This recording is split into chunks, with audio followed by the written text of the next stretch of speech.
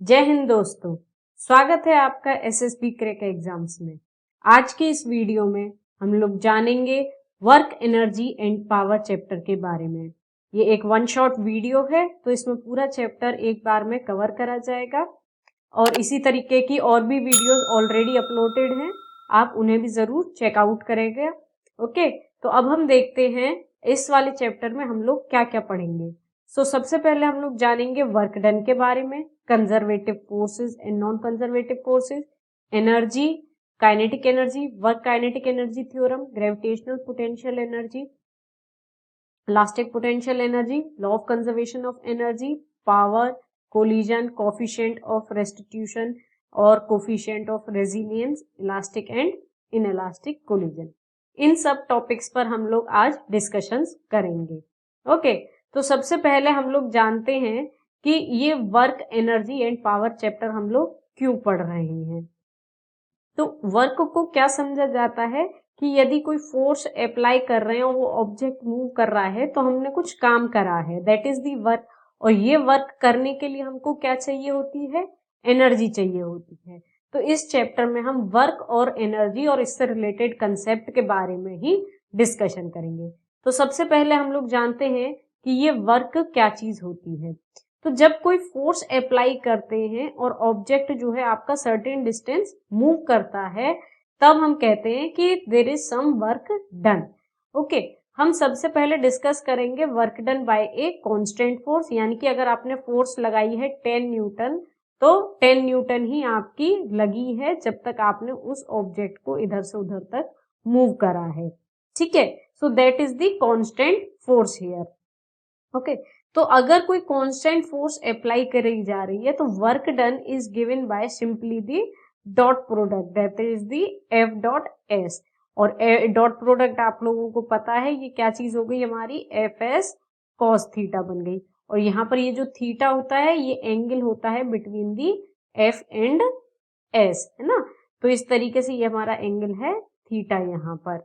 तो इससे जो है हम लोग क्या निकाल लेते हैं, वर्क डन। अब जो इसमें जो मेन क्वेश्चंस पूछे जाते हैं वो इससे रिलेटेड होते हैं कि थीटा आपका 0 है, 180 है या 90 है, तो वर्क जो है आपका कैसा होगा, पॉजिटिव, नेगेटिव या 0 होगा।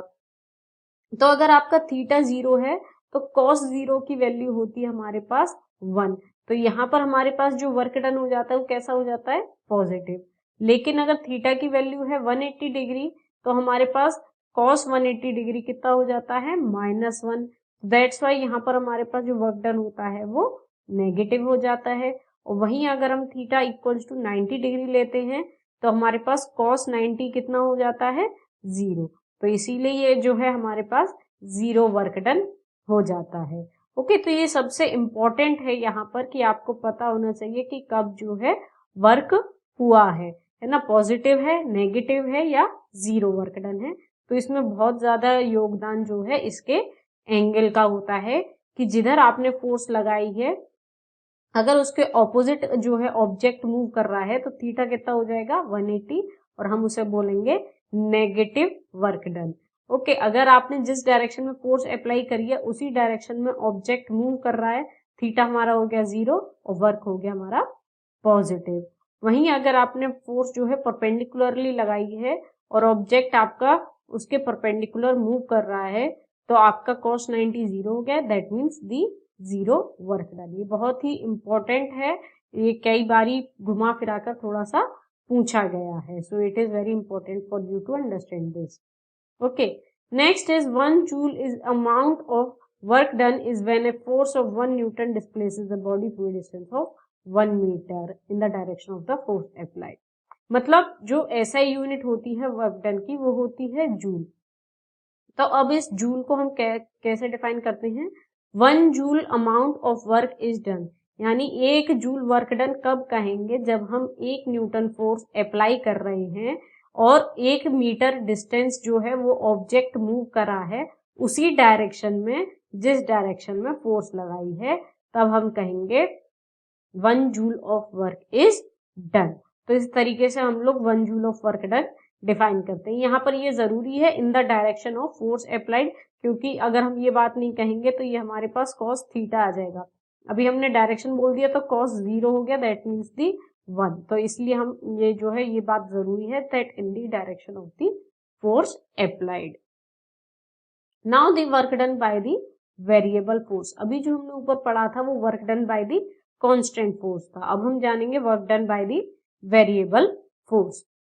सो अगर फोर्स जो है वेरी कर रही है आपकी, सो ग्राफ में अगर हम देखते हैं इस तरीके से फोर्स और डिस्प्लेसमेंट का हमने ग्राफ बनाया और हमने देखा कि ये जो है फोर्स हमारी इस तरीके से वेरी कर रही है और हमें ए पॉइंट से लेकर बी पॉइंट तक ले जाने में कितना काम करा है वो निकालना है। तो हम लोग क्या करेंगे, इसको इंटीग्रेट कर देंगे हम ए पॉइंट से लेकर बी पॉइंट तक। इंटीग्रेट करने से हमारे पास क्या आ जाएगा, वर्क डन आ जाएगा। So that means from the X A to X B आपको इंटीग्रेट करना है एफ डॉट टी एक्स तक कर। यहाँ पर जिस हिसाब से फोर्स वेरी कर रही है वो फॉर्मूला यहाँ पर पुट कर देना है। स्क्वायर के फॉर्म में स्क्वायर, एक्स क्यूब के फॉर्म में है तो क्यूब, इस तरीके से हमको जो है लगा देनी है। प्लस एक्स स्क्वायर कर दीजिए, प्लस एक्स कर दीजिए, जैसे भी वेरी कर रही है फोर्स उसके अकॉर्डिंगली हमको वैल्यूज डाल देनी है।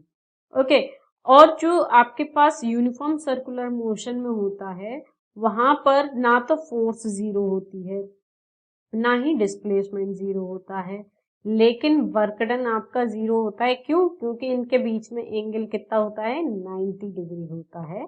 तो इसीलिए यूनिफॉर्म सर्कुलर मोशन में जो है वर्क डन वो जीरो आता है हमेशा।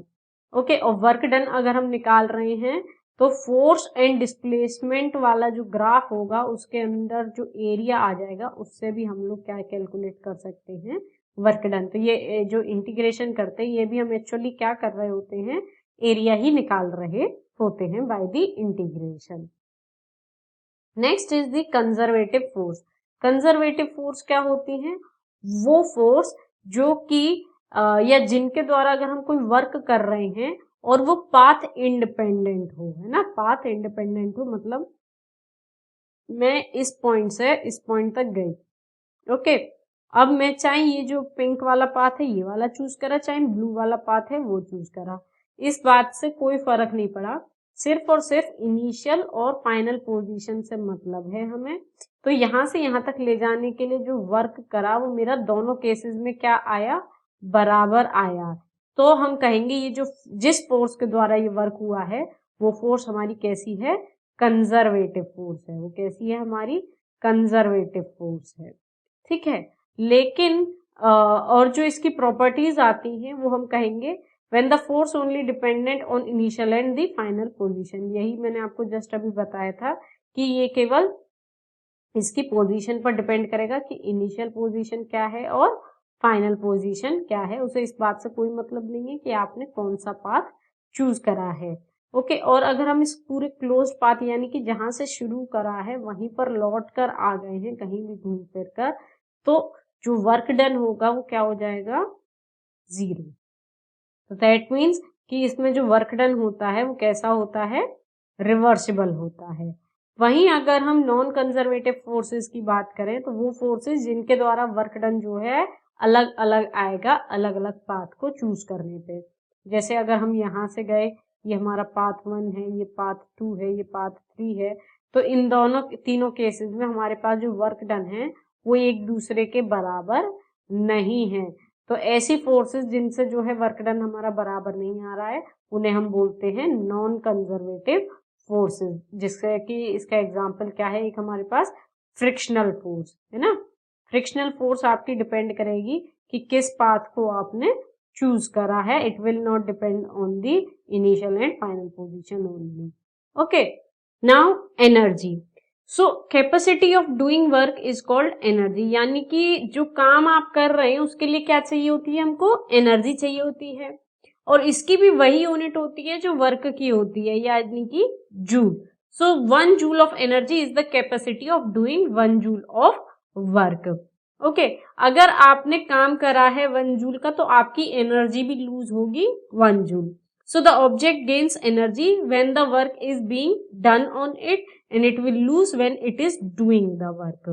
Okay, अब मेनली जो है हम यहाँ पर डिस्कस करेंगे मैकेनिकल एनर्जी के बारे में, जो कि दो तरीके की है, kinetic and the potential energy. So kinetic energy is that energy which is possessed by the virtue of its motion. Okay, यानी कि अगर वो मोशन में है तो उसमें काइनेटिक एनर्जी है, और इसको हम किस फॉर्मूले से देते हैं, हाफ mv स्क्वायर से देते हैं। अगर देखा जाए मोमेंटम जो हम जानते हैं p is equals to mv, तो काइनेटिक एनर्जी और मोमेंटम में रिलेशन होता है which is given by p square by 2m is equals to kinetic energy. तो इससे इन दोनों के बीच में रिलेशन आ जाता है। तो देखिए kinetic energy half mv square होती है, ये m होता है, दोनों तरफ इसका स्क्वायर कर दीजिए और डिवाइड बाय 2m कर दीजिए, तो आपके पास आ गया। इसको और भी तरीके से आप जो है निकाल सकते हैं, इट डिपेंड्स, चाहे किसी भी तरीके से निकालिएगा, रिलेशन यही आएगा कि kinetic energy is equals to p square by 2m, है ना। काइनेटिक एनर्जी क्या होती है हमारी, p स्क्वायर बाय 2m होती है। अगर इसका हम ग्राफिकल रिलेशन देखेंगे p स्क्वायर बाय 2m में, तो देखो अगर हमने y एक्सिस पर काइनेटिक एनर्जी ली है और x एक्सिस पर मास लिया है, तो इनके बीच में कैसा रिलेशन है, देखो आप फॉर्मूले से देखो, p square by 2m this is equals to kinetic energy, है ना। तो अगर हम देखते हैं इन दोनों के बीच में, तो इनवर्स रिलेशन आ गया हमारे पास, तो ये हमारे पास ग्राफ भी वैसा ही आ गया। लेकिन अगर हम p और m के बीच में जो है ड्रॉ करते हैं ग्राफ, तो ये हमारे पास स्क्वायर है, तो पैराबोलिक रिलेशन आ गया, तो ये हमारा इस तरीके से आ गया यहाँ पर ग्राफ। वहीं अगर हम काइनेटिक एनर्जी और p के बीच में खींचते हैं, तो ये हमारे पास ग्राफ जो है इस तरीके से along the kinetic energy axis आ जाएगा। और इन सभी ग्राफ्स में बाकी तीसरी चीज को हमने क्या करा है, कांस्टेंट रख के तब ग्राफ जो है ड्रॉ करे हैं। ओके, यानी कि आपने जो है इस वाले ग्राफ में क्या रखा है, मोमेंटम को कांस्टेंट रखा है, तब ग्राफ ड्रॉ करा, इधर काइनेटिक एनर्जी को और इधर मास को कांस्टेंट रख के करा है। Okay, now the work energy theorem बहुत ही इंपॉर्टेंट है। वर्क एनर्जी थ्योरम हमें क्या बताती है कि अगर आपने किसी ऑब्जेक्ट पे फोर्स लगाई और कुछ वर्क करा, तो ये जो वर्क होगा ये उस ऑब्जेक्ट में चेंज इन काइनेटिक एनर्जी के बराबर होगा। यानी कि वर्क डन आप कैसे निकाल सकते हैं, चेंज इन काइनेटिक एनर्जी से निकाल सकते हैं। सो हाफ mv फाइनल, यानी कि जो उसकी फाइनल स्पीड है, half mvf square minus half mvi square, यानी जो उसकी इनिशियल थी। तो इससे ये हमारे पास क्या आ गया, this is the change in kinetic energy, और यही हमारे पास वर्क के बराबर आ जाता है। Okay, so this is very simple, you can easily apply in the questions. Okay, next is the potential energy. Potential energy क्या होती है, the energy which is possessed by the virtue of its position और configuration. उसकी position या configuration की वजह से जो उसमें एनर्जी होती है उसे हम पोटेंशियल एनर्जी कहते हैं। दो तरीके की होंगी, elastic and gravitational potential energy. Elastic energy और ग्रेविटेशनल पोटेंशियल एनर्जी में ये अंतर है कि ग्रेविटेशनल जो है पोजीशन की वजह से होगी और इलास्टिक वाली कॉन्फ़िगरेशन की वजह से होगी। तो ग्रेविटेशनल पोटेंशियल एनर्जी का जो फॉर्मूला होता है that is given bye mgh, और ये h क्या होती है हमारे पास कि कितनी ऊंचाई पर हमने इस ऑब्जेक्ट को रखा हुआ है, उससे हम लोग निकाल लेते हैं इसकी ग्रेविटेशनल पोटेंशियल एनर्जी। यानी कि अगर हम देखते हैं यहाँ पर ये ब्लॉक जो है जमीन पर रखा है, तो h हो गया यहाँ पर 0, तो इधर पोटेंशियल एनर्जी हो गई 0। लेकिन ये जब इसने इसे हाथ में उठा लिया, तो ये सर्टेन हाइट पर है ग्राउंड से, h हाइट पर कहते हैं हम, तो इसमें जो है कितनी एनर्जी हो जाएगी, mgh एनर्जी हो जाएगी। Okay, now elastic potential energy जो कि कॉन्फ़िगरेशन की वजह से होती है, ये पोटेंशियल एनर्जी दी जाती है हाफ kx स्क्वायर। यानी कि अगर सपोज करिए आपके पास स्प्रिंग है और इक्विलिब्रियम पोजीशन में है, तो उसकी पोटेंशियल एनर्जी कितनी होगी, 0 होगी। लेकिन अगर आपने उसको स्ट्रेच करा या कंप्रेस करा, तो उसमें क्या स्टोर हो जाती है, पोटेंशियल एनर्जी। तो जितना आपने उसको कंप्रेस करा है या स्ट्रेच करा है, वो यहाँ पर हमने x लिया है, so it is equals to half kx square. और k क्या चीज होती है, k is the spring constant. k क्या होता है हमारे पास, स्प्रिंग कांस्टेंट होता है। ओके, सो इससे जो है हम लोग क्या निकाल लेते हैं, potential energy of the spring निकाल लेते हैं। अब देखो फोर्स जो लग रही होती है इस पर स्प्रिंग पर, that is given by F is equals to minus kx, और k हमारा क्या था, स्प्रिंग कांस्टेंट था। ये जो F होता है ये किसके बराबर होता है, अगर आप डेरिवेटिव ले रहे हैं with respect to x for the potential energy, so that means this is equals to half kx square का आप डेरिवेशन लीजिए। So that means half kx square को जब x के रेस्पेक्ट में आप डिफरेंशिएट करेंगे तो 2 ये बाहर आ गया, सो 2 इधर आ गया हमारे पास, और ये जो है आपका हाफ रहा यहाँ पर, के एक्स स्क्वायर एक्स की एक पावर गई, ये कैंसिल आउट हो गया, so that is K X, और ये आपका नेगेटिव साइन इसमें ऑलरेडी था, so F is equals to minus K X. Okay, so अब जो है हमारे पास फोर्स का फॉर्मूला है, पोटेंशियल एनर्जी का है, और ये जो स्प्रिंग कांस्टेंट है ये इनवर्सली प्रोपोर्शनल होता है लेंथ के, यानी कि जितनी ज्यादा लेंथ होगी स्प्रिंग की उतनी ही कम वैल्यू होगी के की, और जितनी कम लेंथ होगी स्प्रिंग की उतनी ही ज्यादा वैल्यू होगी के की। So smaller length of spring greater will be the force constant and vice versa. इस स्प्रिंग कांस्टेंट को हम एक और नाम देते हैं that we call as the force constant. Now transformation of energy. So one form of energy may be converted into another form of energy, यानी कि आपकी जो है एनर्जी एक फॉर्म से दूसरी फॉर्म में कन्वर्ट हो जाती है। जैसे कि अगर आप कुछ खाना खाते हैं तो क्या होता है, केमिकल एनर्जी होती है, फिर आप जो काम कर रहे हैं वो किस में कन्वर्ट हो गई, यानी कि मैकेनिकल एनर्जी में। ये जो टॉर्च जल रही है यहाँ पर, इसमें एक सेल पड़ा हुआ है, वो यानी कैसी एनर्जी है, केमिकल एनर्जी, वो किस में कन्वर्ट हो गई है, लाइट एनर्जी में। So in this way different types of energy जो है डिफरेंट टाइप्स ऑफ एनर्जी में हम कन्वर्ट कर सकते हैं। ओके, सो इसका एक और बहुत बढ़िया एग्जाम्पल है डैम्स, है ना। डैम्स में आप लोग देखेंगे कि एक सर्टेन हाइट पर जो है वाटर आपके पास स्टोर होता है, तो यहाँ पर इसके पास क्या है, पोटेंशियल एनर्जी है। फिर हम क्या करते हैं, ये गेट खोलते हैं और फिर इसमें से इस वाटर को अलाउ करते हैं टू पास थ्रू इट, तो ये पोटेंशियल एनर्जी किस में चेंज हो जाती है, काइनेटिक एनर्जी में। फिर ये काइनेटिक एनर्जी जो है जाती है यहाँ पर इस टरबाइन को घुमाती है, और थ्रू डायनामो हम क्या करते हैं, इसको चेंज कर देते हैं इलेक्ट्रिकल एनर्जी में। सो आप देख रहे हैं किस तरीके से जो है एनर्जी जो है हमारी ट्रांसफॉर्म होती है।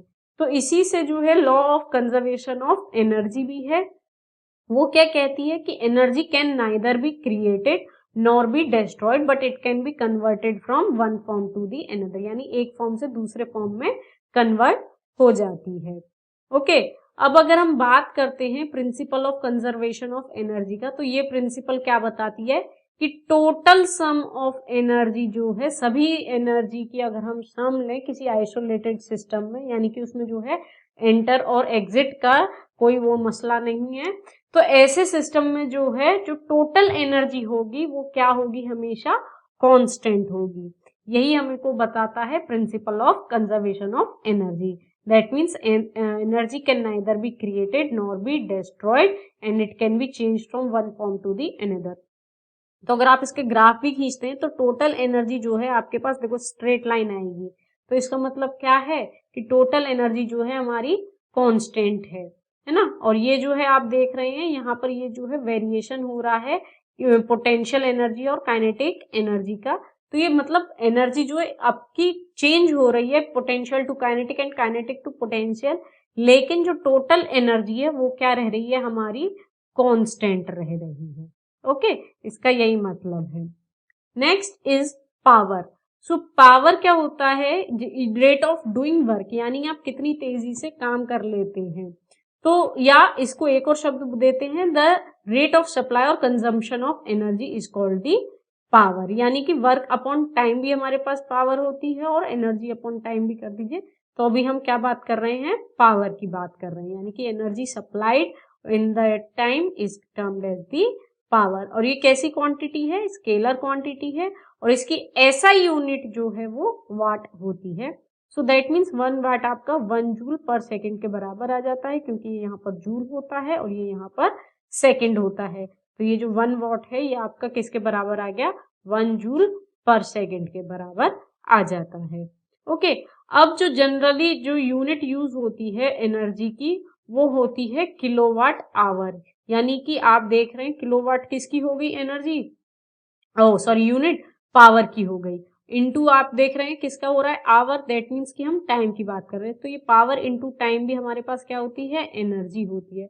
कैसे आपने देखा था पावर किसके बराबर थी, एनर्जी अपॉन टाइम के, तो एनर्जी किसके बराबर हो गई, पावर इनटू टाइम। तो ये जो कमर्शियल यूनिट होती है एनर्जी की वो क्या होती है, किलोवाट आवर, जिसको हम बोलते हैं यूनिट भी, है ना, कि आपने इतना यूनिट जो है इलेक्ट्रिसिटी का बिल आया है, वो सेम चीज है यहाँ पर। तो ये जो 1 किलोवाट आवर है तो इसमें कितनी एनर्जी है, 3.6 इंटू 10⁻⁶ जूल एनर्जी होती है। ओके, ऑल्सो ये जो पावर है अगर हम देखें, सो this is given by work upon time, so that means W upon T, और W को हम लिख सकते हैं F डॉट एस, और ये S अपॉन टी क्या बन गया हमारा V। सो दैट मीन्स इसका एक और फॉर्मूला होता है पावर का, that we call as the F dot V, यानी कि एफ वी कॉस थीटा। ठीक है, ये क्या होता है हमारा पावर का फॉर्मूला होता है, और थीटा क्या होता है, एंगल होता है between F and V. Also 1 horsepower is equals to 746 watt, ये पहले यूज करी जाती थी हॉर्स पावर यूनिट जो है फॉर दी पावर, तो ये किसके बराबर है, 746 वाट के बराबर जो है 1 हॉर्स पावर होती है। Okay, next is the instantaneous power. Instantaneous power क्या होती है, मतलब कि उस पर्टिकुलर इंस्टेंट पे, उस पर्टिकुलर मोमेंट पे कितनी पावर आपने कंज्यूम करी है, that is the instantaneous power. तो ये आप जो है स्लोप से निकाल सकते हैं, अगर आपके पास वर्क एंड टाइम का ग्राफ होगा तो आप जो है स्लोप से निकाल लेंगे, दैट इज dw/dt। तो ये dw/dt एक्चुअल में है ही क्या, ये स्लोप है ना, या टेन थीटा हम कहते हैं जिसे। So this is the slope and it is equals to F V. Okay, next is the collisions. Collisions क्या होता है, यानी कि आप लोग normal day to day life में भी यूज करते हैं कोलिजन शब्द का।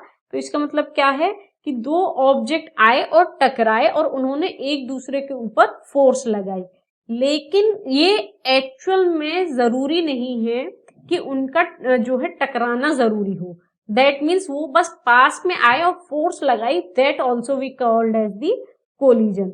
Okay, so it is not necessary that the actual physical contact is there. Okay, जैसे अल्फा पार्टिकल आपने जो है स्पीड करा टुवर्ड्स द न्यूक्लियस, तो वो उससे टकराएगा नहीं, लेकिन दोनों के बीच में क्या होगा, एक दूसरे के ऊपर फोर्स लगाएंगे काफी ज्यादा, तो उसे भी हम लोग क्या कंसीडर करेंगे, कोलिजन कंसीडर करेंगे। अब ये कोलिजन जो है दो तरीके के होते हैं, elastic collision and inelastic collision. तो इलास्टिक कोलिजन वो होते हैं जिसमें कि there is no loss of kinetic energy. So basic characteristic क्या होती है इलास्टिक कोलिजन की, लीनियर मोमेंटम जो है कंजर्व होता है, टोटल एनर्जी कंजर्व होती है, काइनेटिक एनर्जी भी कंजर्व होगी, और जो फोर्सेस इन्वॉल्व होंगी इलास्टिक कोलिजन में they should be conservative forces, है ना। और इन इलास्टिक कोलिजन की अगर हम बात करते हैं, then there is some loss of kinetic energy. तो इन इलास्टिक कोलिजन में क्या होता है, there is some loss of kinetic energy. तो that means linear momentum, total energy तो कंजर्व रहेगी, लेकिन काइनेटिक एनर्जी कंजर्व नहीं रहेगी। इसमें जो है जो फोर्सेस इन्वॉल्व हैं they can be non conservative in nature also. Okay, now coefficient of restitution और कोफिशिएंट ऑफ रेजिलियंस, ये हमको बताता है कि ये जो इलास्टिसिटी हुए, मतलब जो हमारे पास कोलिजन हो रहा है वो आपका इलास्टिक है, इनइलास्टिक है, या बीच में कहीं और है। ओके, सो ये E जो है this is coefficient, this is represented by E, और इसकी वैल्यू क्या होती है, relative velocity of separation, that means after collision divided by the relative velocity of approach, that is the before collision। यानी कि ये आपके पास एक ऑब्जेक्ट है, ये दूसरा ऑब्जेक्ट है, ये एक दूसरे के पास आए, इसकी u1 थी, इसकी u2 थी, तो ये बिफोर कोलिजन थी इनकी velocity, so that means u1 minus u2 आपके पास क्या आ गया डिनोमिनेटर में। अब ये एक दूसरे से टकराए और अब v1 और v2 वेलोसिटी से जाने लगे, तो आफ्टर कोलिजन क्या हो गई, v2 माइनस v1 हो गई। So this coefficient of restitution is given bye v2 minus v1 divided by u1 minus u2। अब अगर परफेक्टली इलास्टिक कोलिजन होगा तो वैल्यू 1 होगी, इनइलास्टिक होगा तो 0, और अदर कोलिजन्स के लिए इसकी वैल्यू 0 से 1 के बीच में लाई करती है। अगर हम बात करते हैं elastic collision in one dimension में, तो यानी कि अब हमारे पास क्या क्या कंजर्व है, हमारे पास टोटल एनर्जी कंजर्व है, हमारे पास मोमेंटम कंजर्व है, ओके, और हमारे पास काइनेटिक एनर्जी भी कंजर्व है। तो हम क्या करते हैं, मोमेंटम और काइनेटिक एनर्जी की इक्वेशन लिखते हैं और उनकी वैल्यूज को सब्स्टिट्यूट करते हैं, तो हमारे पास जो है वेलोसिटीज आ जाती हैं जो कोलिजन के बाद होंगी for the elastic collision. Okay, we are not going in the deep of the derivation because you are having the MCQ type paper. तो यहाँ पर जो है हमारे पास जो वेलोसिटीज की वैल्यूज आ जाती हैं that you can calculate with these formulas. तो ये आप लोगों को ड्राइव करने की जरूरत नहीं है, लेकिन इन फॉर्मूलाज को आपको याद कर लेना है। ओके, अगर हम देखो इनकी इक्वेशन लिखेंगे तो बिफोर कोलिजन जो है हमारे पास ये होगी काइनेटिक एनर्जी, तो टोटल इतनी हो जाएगी। After collision total kinetic energy इतनी हो जाएगी। दोनों को बराबर रखना है, सिमिलरली मोमेंटम को बराबर रखना है और आप वैल्यूज जो है उसकी सब्स्टिट्यूट करके निकाल लेंगे वो फॉर्मूले। ठीक है, नाउ इन इलास्टिक कोलिजन में जो है क्या होता है, हमारे पास मोमेंटम तो कंजर्व रहता है लेकिन काइनेटिक एनर्जी कंजर्व नहीं रहती है। तो केवल और केवल उसी की वैल्यूज लेकर हम लोग क्या करते हैं। और दूसरी चीज यहाँ पर क्या है, इन इलास्टिक कोलिजन में हम लोग ये कंसीडर करते हैं कि ये जो आई हैं दोनों ऑब्जेक्ट कोलाइड हुए, अब उसके बाद now they are collide to each other, यानी कि ये एक दूसरे से ही चिपक कर चल रहे हैं विद ए वेलोसिटी v। ये चीज ध्यान रखनी है बस, है ना। ये परफेक्टली इन इलास्टिक कोलिजन की बात हो रही है यहाँ पर। तो ये जो परफेक्टली इन इलास्टिक कोलिजन होगा और ये v वेलोसिटी से जो चलेंगे उसकी वैल्यू अगर हम निकालेंगे that will be coming out to be m1u1 plus m2u2 divided by m1 plus m2। और यहाँ पर जो लॉस इन काइनेटिक एनर्जी होगा that you can calculate by this formula. Okay, so I hope ये पूरा चैप्टर आप लोगों को क्लियर होगा। Okay, and you enjoyed this chapter. पूरा एक ही शॉर्ट में आपका पूरा चैप्टर कवर हो जाएगा। यहाँ पर बेसिकली जो एग्जाम से रिलेटेड हमारे पास रहता है उसी के अकॉर्डिंग ये पूरा लेक्चर क्रिएट करा है। अगर आप लोग हमारे कोर्सेज में एनरोल होना चाहते हैं तो आप नीचे दिए गए डिस्क्रिप्शन बॉक्स में से हमारी ऐप को डाउनलोड करें और हमारे कोर्सेज में एनरोल होइए। यहाँ पर बहुत सारे कोर्सेज हैं for the defence exam and that too are at very affordable rates. अगर आप लोग एसएसबी इंटरव्यू की तैयारी कर रहे हैं तो आप हमारे उस कोर्स को भी ले सकते हैं। यहाँ पर लाइव क्लासेस कराई जाती हैं जो कि बहुत इम्पोर्टेंट है आप लोगों की प्रिपरेशन के लिए। यहाँ पर पूरे डीप में बताया जाता है कि किस तरीके से आप जो है अपना इंटरव्यू क्रैक कर सकते हैं। और अगर आप इन सभी कोर्सेज पर 10% डिस्काउंट चाहते हैं तो वॉरियर 10 कोड को यूज करना ना भूलें, जिससे कि आपको एक्स्ट्रा 10% डिस्काउंट आपको सभी कोर्सेज पर मिल जाएगा। So I hope that you have enjoyed the lecture. और इसी तरीके से वन शॉट वीडियोस के लिए आप स्टे ट्यून रहिए and we will come back with the same. See you in the next lecture. Till then, Jai Hind. अगर आप एक डिफेंस एस्पिरेंट हैं और SSB interview, NDA, CDS, AFCAT जैसे एग्जाम्स के लिए प्रिपेयर कर रहे हैं तो आप एसएसबी क्रैक एग्जाम्स के कोर्स को चेक करना ना भूलें। आप हमारी लर्निंग एप्लीकेशन को गूगल प्ले स्टोर से भी डाउनलोड कर सकते हैं।